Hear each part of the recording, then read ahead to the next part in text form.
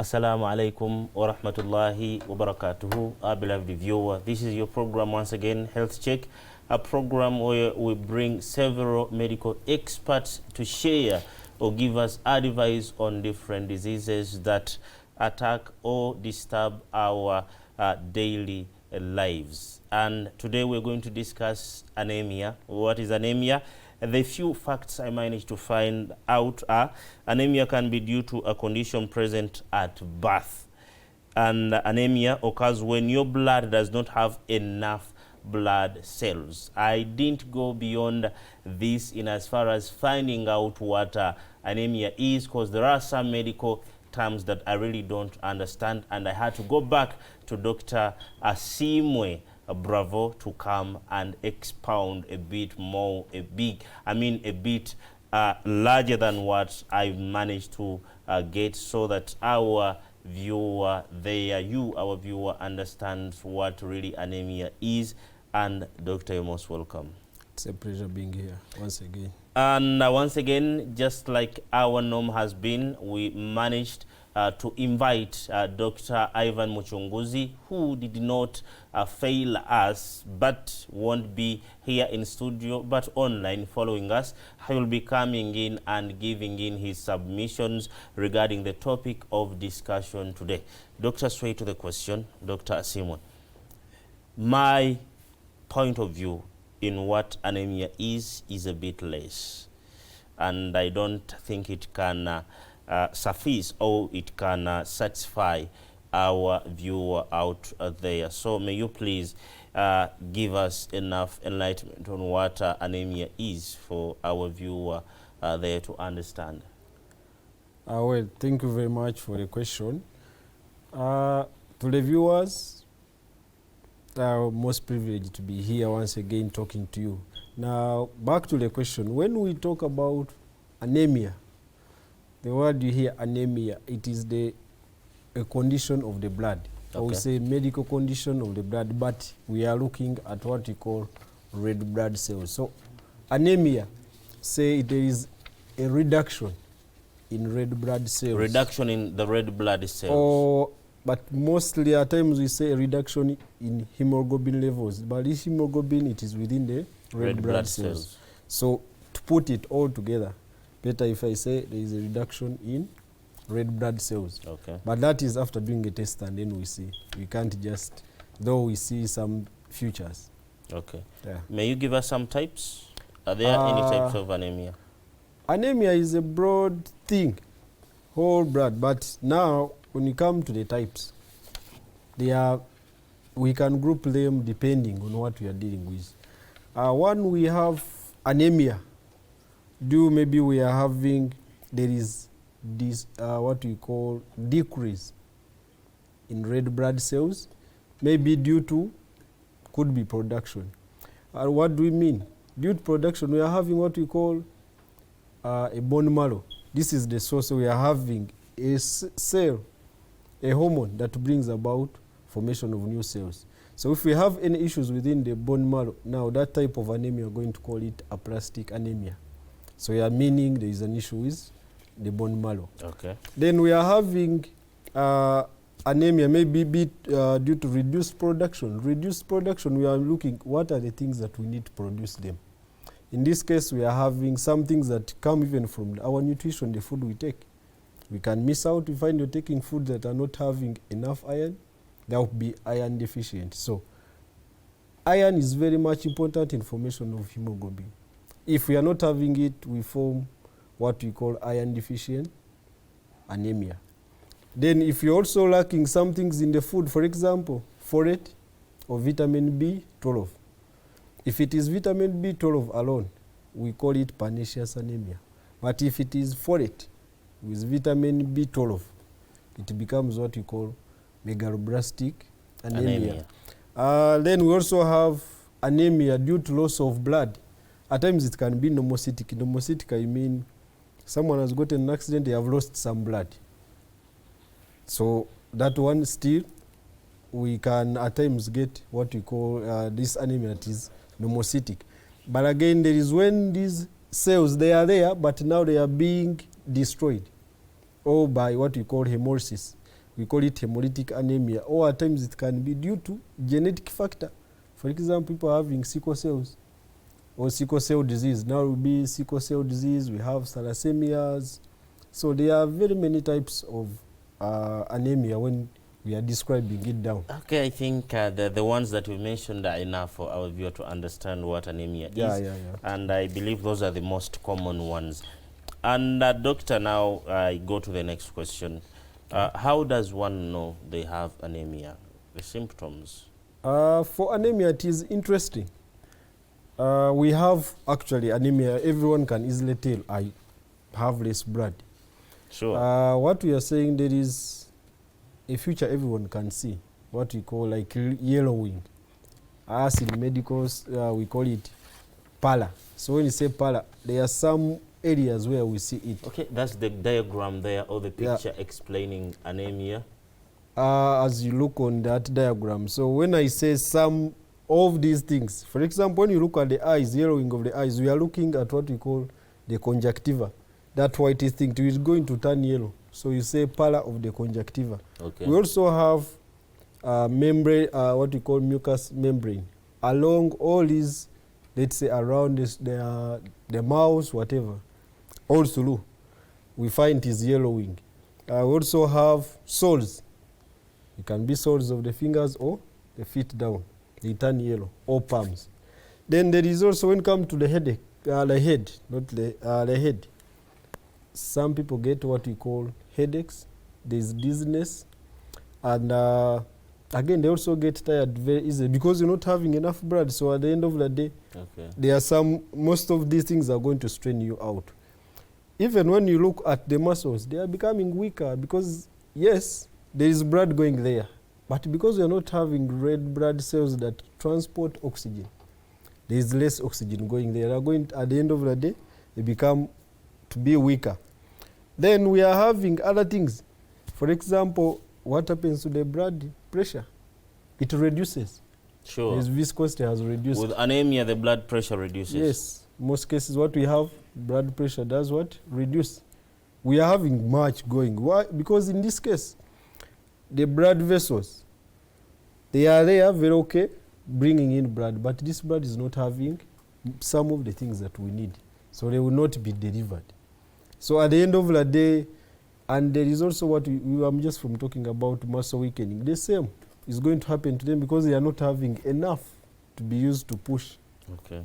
So there are as many as you can put them down, but we go picking out some. There is when we say anemia is severe.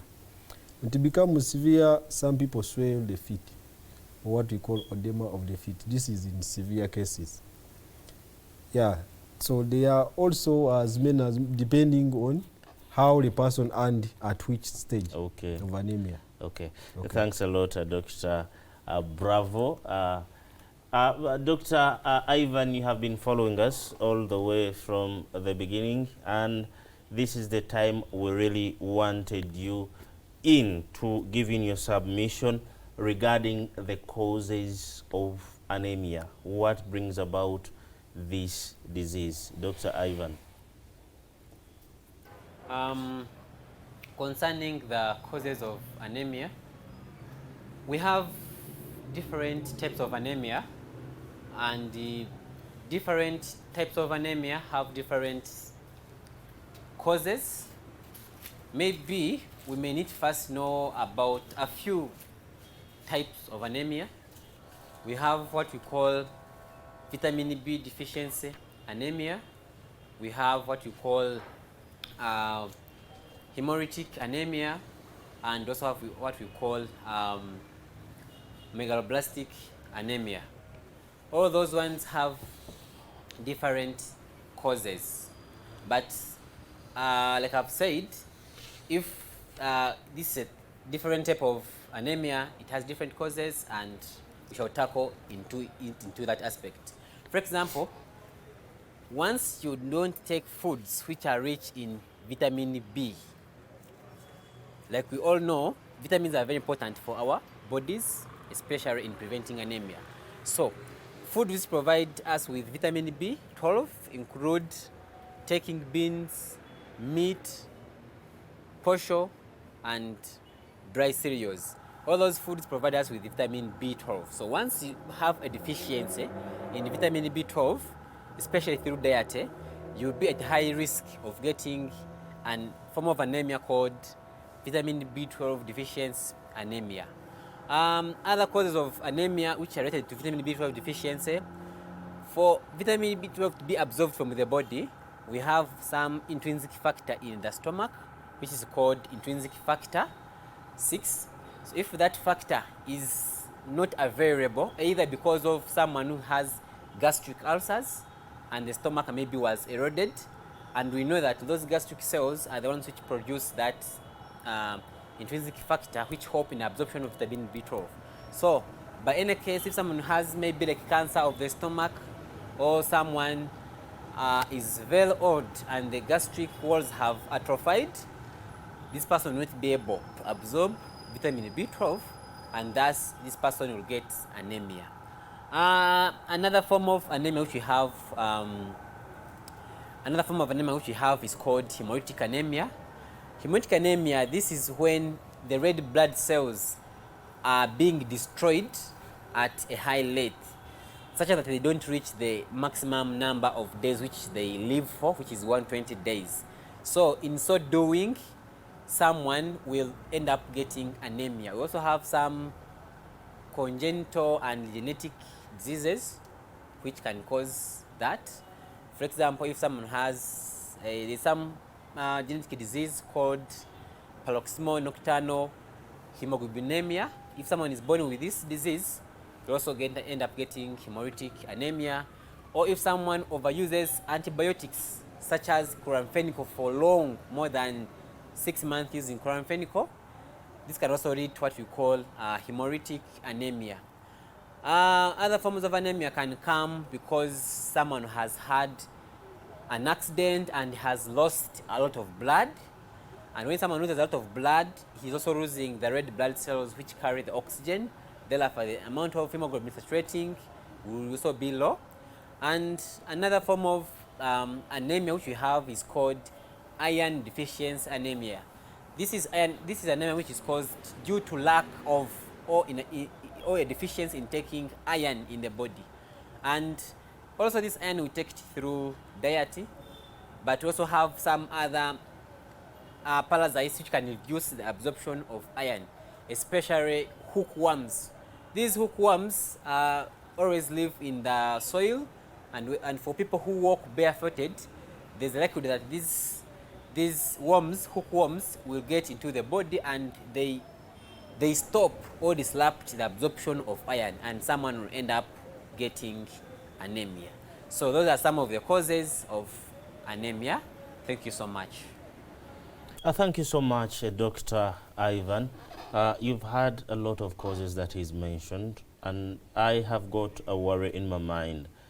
Who is at risk of getting this anemia? Because some of these causes really worry me too much. Yeah, when we are to look at what we call or we term as risk factors of yes. anemia, when we are talking, as I was mentioning, also discuss some of them, you find some of them we need just food that we take, the food that we take always. So nutrition, poor nutrition is a risk factor too, because if you're not taking foods that are having iron, folic, what we call folate, or you're not having what they do, what we call vitamin B12. These foods, like he mentioned, if you're not having them, then you'll have a likelihood of getting anemia. Then we also have underlying conditions. Some people are having what we call peptic ulcers. So if not treated, and maybe at times they do perforate. Perforating, we are meaning there is making, if something has been here, then there is a hole made in through that organ. So that means they'll keep breeding inside.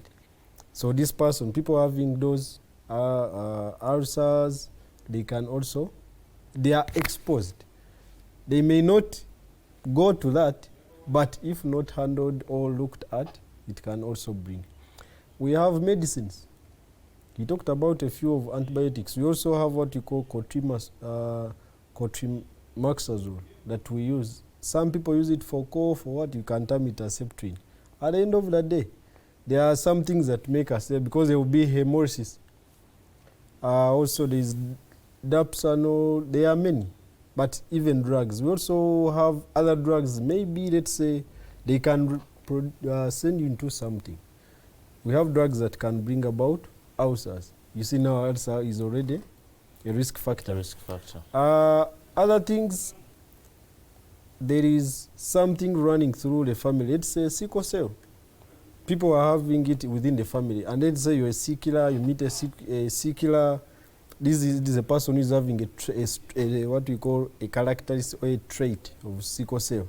So if I'm having it, get a lady who is also and get married, it means one of our kids or two, they are going to be having sickle cell disease. And we've already seen the sickle cell anemia. So risk factors, they all rotate around even most of the things that we do. As we discussing even through other types, some people get, let's say, an accident. They don't mind about their treating up. I can go there, I can fix, I can go to the village, they put some drugs. But someone is losing blood. So at the end of the day, you might get an issue. And then we are having, you come when you are anemic. Also ladies every month they menstruate. And menstruation, of course, they are losing blood. Yes, so it exposes them to anemia. Also are having heavy periods. And then also have what you call pregnant mothers. When a lady becomes pregnant, we find there is an increase in what we call plasma volume. Plasma volume, we are looking at an increase in blood volume. But as blood increases, red blood cells that bring oxygen, that are having the hemoglobin, they have increased but not reaching the level of blood. Okay. So we find we have much of the fluids moving, reduced cells. That also exposes them to anemia. And actually we always hear anemia in pregnancy. For them, we supplement, give them some medication, what we hear as folic acid, ferrous sulfate, so that they don't get issues of anemia. Yeah, so there are as many as we can put them down. Indeed, there are so many. And our beloved viewer, since you know the time we have, can't allow us go through each and everything. But I think you've got the scope of what you really need to understand what anemia is, what the causes are, and who is at the risk of having it. Doctor, now this takes me to the complications that comes with anemia. Well, complications of anemia. Now, one, as we've been from the start of this session up to now, you've seen types, risk factors, and the rest. They are just sending us to what we call now anemia. One thing I can say, for example, for pregnant mothers, we have what you call premature deaths or delivering of prematures. This is someone delivering a baby who has not reached what we call term. That is 36 weeks of pregnancy. So if they have not reached, they are going to deliver a baby. And this baby will term them as a premature. And those babies who are born as prematures, they are always getting very difficult life at the end of the day. Some of them die. Again, we are looking at anemia now, reduction. If we are having a reduction in red blood cells that are supplying oxygen, think about oxygen that is moving now to the heart. What will happen to it if it is not having enough? To the kidneys, if it is not having enough, it means even all the other organs are exposed to what we can say kidney failure, heart failures or heart diseases, and then other things. People having sickle cells, they are ever crying of pain. For us, we call them crises.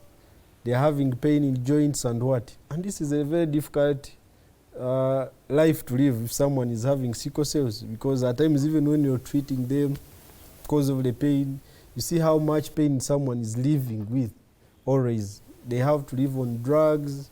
So there are many things that come up with this anemia, affecting all, whether they are pregnant mothers, children, because at times if we are having, let's say, in what we call rhesus factor incompatibility, I'm positive, maybe my lady is negative, or she's negative, I'm positive, and at the end of the day you don't get a medication that we give, what you call like anti-D, so that I don't transfer those antigens or antibodies. They are antibodies to the baby. If they go there, that means the positive and negative, they are not coming. So we are going to have issues, and there will be reduction or destruction of cells, red blood cells, in the baby that is the fetus in mother's tummy. So at the end of the day, this one is likely to cause what we call intrauterine fetal death. We are going to lose that baby inside the mother. And at the end of the day, we need to move that out. So you can see there are so many things that come along with anemia. Okay. Yeah. Thanks a lot, Doctor. Let me call in Dr. Ivan for his concluding remarks. But Dr. Ivan Muchunguzi, before you give in your concluding remarks, I would like to know whether it is easy, just as you claim that prevention is better than cure. So we need you to let us know whether it's easy to prevent anemia. Dr. Ivan. Okay. So as I come to the conclusion about the topic of today,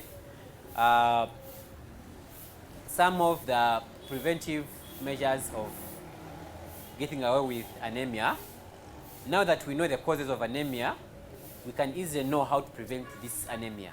I've already told you that most of the causes of anemia are through deficiencies. I talked about vitamin B12 deficiency, I talked about iron deficiency, and we can get these things through diet.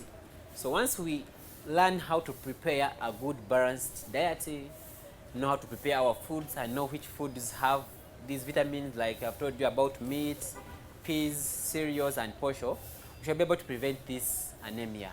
Then also, walking barefooted, we saw it was also one of the way through which hookworms get into the body and disrupt the absorption of iron. So therefore, putting on closed shoes while walking, it will be home or anywhere, is one of the ways it could help us to prevent anemia.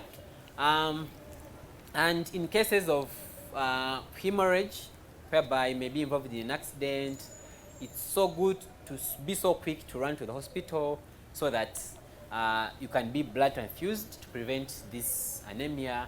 Then also, one of the causes, like I said I told you before, of anemia, we talked about malaria.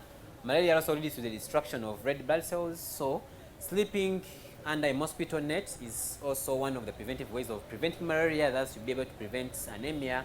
And in case also you get malaria, getting other treatments through early diagnosis is also a key to prevent anemia.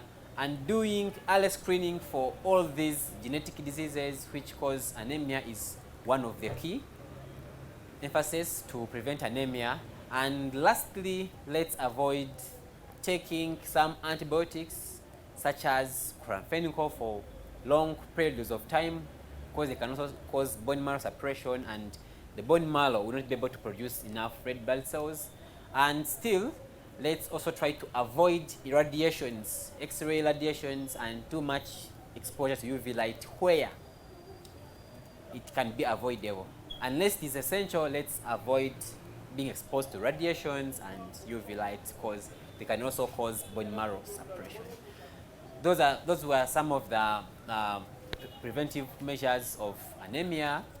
I thank the host for giving me this chance. I thank the whole of team which I have worked with today to present this to you.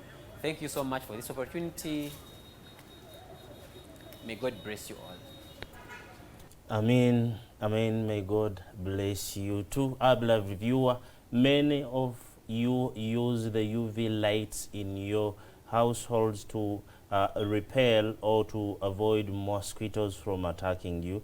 but as far as the doctor has explained, you are instead inviting anemia. So if you can use maybe some other mosquito repellents, better for your health than using the UV light. So please avoid them, and avoid the radiation forces wherever you might be finding them. So that is the advice from Dr. Ivan Muchunguzi, and I hope it is for a benefit of you, our viewer. Doctor, as you conclude, Dr. Bravo Asimwe, what should one do if they feel like anemic? Feeling like anemic, or it's like seeing all these symptoms that we talked about. If you to see, we are having, let's say, two things that are connecting here. We are having palpitations and dizziness in anemia. But to the last episode we had, we talked about hypertension. You see, they are connecting. Yes. So the best thing, or the best advice, I would say, go for a checkup. He talked about them here. When he was talking about how we can easily come about it, I'm also emphasizing we need to do tests. That is, if you feel anemic, you don't need to, because you can't look at yourself and I'm having this amount of blood. Yes. It is only done through a test. So if you can't do a test, then there are no other shortcuts. there are no shortcuts here. Again, diet is very much important, because to look at other things, it is the diet that we need to look at. So what advice do you give to our brothers that are vegetarians? For vegetarians, but most of the times, even when you come to the nutritionists, they don't only advise that you're taking a bowel. We are also going to give you other things that can bring in, maybe you're not taking meat, yes, but there are other things that can give you iron. Or still, at the end of the day, maybe if you want to end up getting medication. But the foods are there. Okay. And food is, like you say, we have sunlight, food. So food itself is medicine? It is medicine. Food, we say food, water, even this sunlight, there is vitamin D. It's much important. Because even at the end of the day, we are talking about intrinsic factor, which is in to help in absorption of vitamin B12. Okay. And that means we are also preventing something. Okay. At the end of the day, we don't get what I call pernicious anemia. So seeking medical advice is more important if you see any of the symptoms you talked about. Okay, thank you so much, Doctor. Medical advice. What we bring you here is not enough. So we request you that you further go and request for medical advice regarding what we have discussed here, and you'll be benefiting a lot. Our time can't allow us go beyond this, and it's the time that I have to call off the program. I remain your host, Nambale Bashir, and until we meet in the next episodes, inshallah, assalamu alaikum wa rahmatullahi wa barakatuh.